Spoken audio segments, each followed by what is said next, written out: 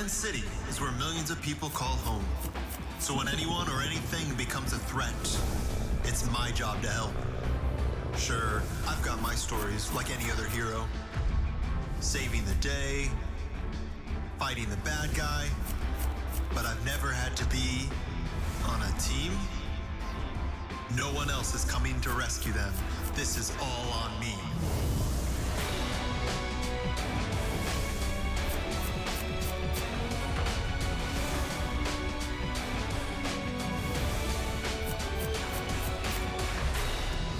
I am the Guardian of Grand City.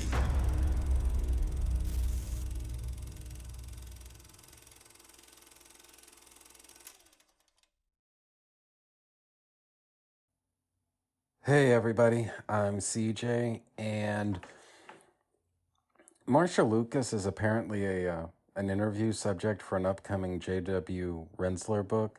Now, just full disclosure, I've only read one J.W. Rensler book. It was basically about the making of Revenge of the Sith.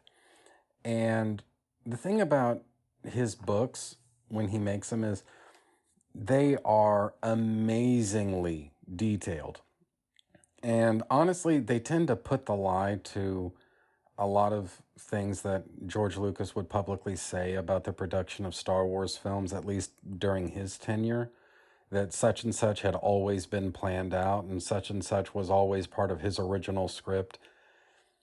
Not really. A lot of that stuff, more of that was not chiseled in stone as much as you might think, and it's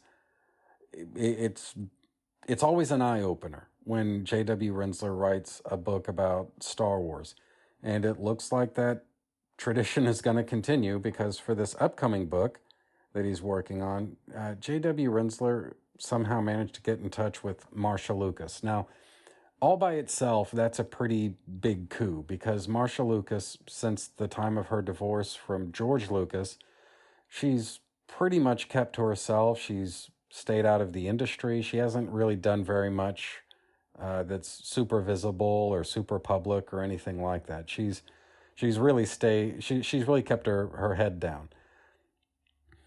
This pull quote that's been making its way around Twitter. This is really the first thing that a lot of people have seen from Marcia Lucas, possibly ever, but certainly it'll be the first thing that most people have seen in a very long time.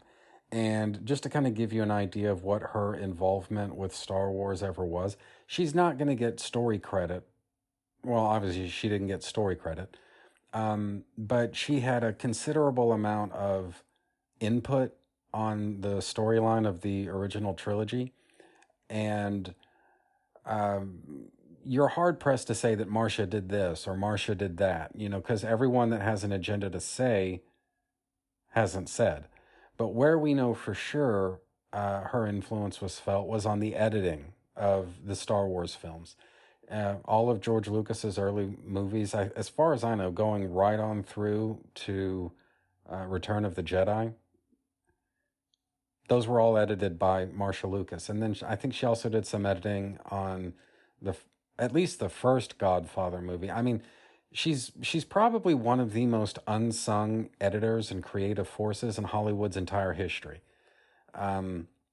It's weird, but that's how it worked out. And so, like I say, for J.W. Rensler to manage to get her to sit down for some kind of an interview, or at the very least to give a quote for his new book, that is a gigantic thing. That's a big deal. And what she has to say about the new Star Wars movies, well, number one, if you're familiar at all with the fandom menace, then what she says isn't going to come as a gigantic surprise to you. But number two, what probably will come as a surprise is the fact that she's saying it. She's, relatively speaking, so high profile that what she says about the new movies, that matters. But I want to come back to that later. Please look at the screen. Marcia Lucas says, "I like Kathleen. I always liked her. She was full of beans. She was really smart and really bright. Really wonderful woman. And I liked her husband, Frank. I liked them a lot. Now, just to kind of put Marcia Lucas on pause there for just a second, guys, this is generally what you say before you make your reversal. You know, you're about to really say something that's really like thermonuclear, and you want to set it up early on. Hey, it's nothing personal. All right, it's not like I'm grinding a personal axe here. I'm not saying this just to be an asshole. I really do like these people. But, and then that's when you nuke them from orbit. And nuke them from orbit, Marcia Lucas does.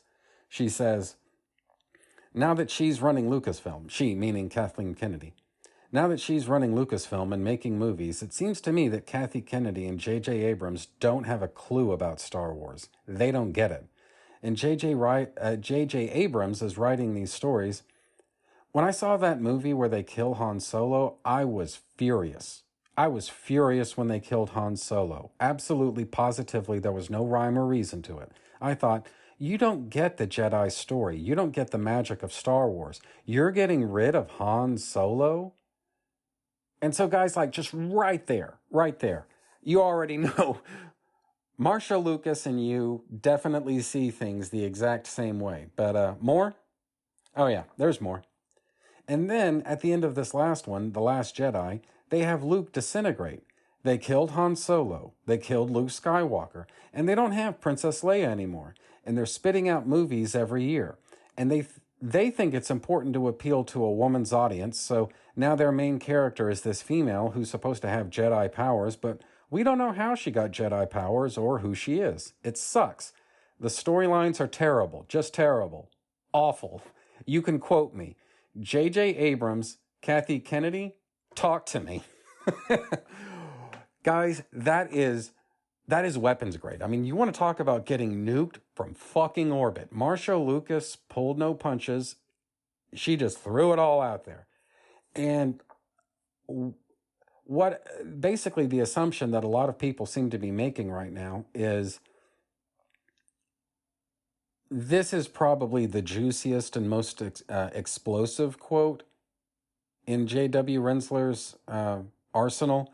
For everything else, it's all going to be a lot more milquetoast. It's all going to be a lot more easygoing.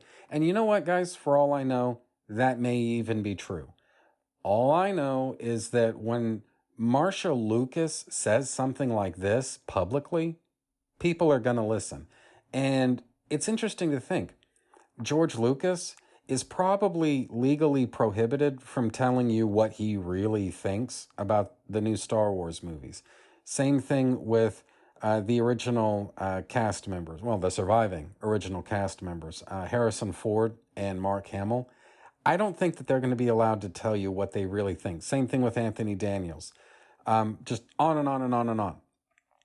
The great majority of everyone that's involved with Star Wars today has some financial or probably even a legal reason to not tell you how much they think these new movies suck. Marcia Lucas is under no such limitation. She can say whatever she wants. And when she says stuff like this, people are going to listen. So anyway, I thought that was interesting. I just want to throw all that out there. So at least for now, that's that. Thank you for watching. Subscribe, make sure you're still subscribed, comment, like, and share this video because it really helps me out. Also, you can find me on Twitter at Cole Loves Comics.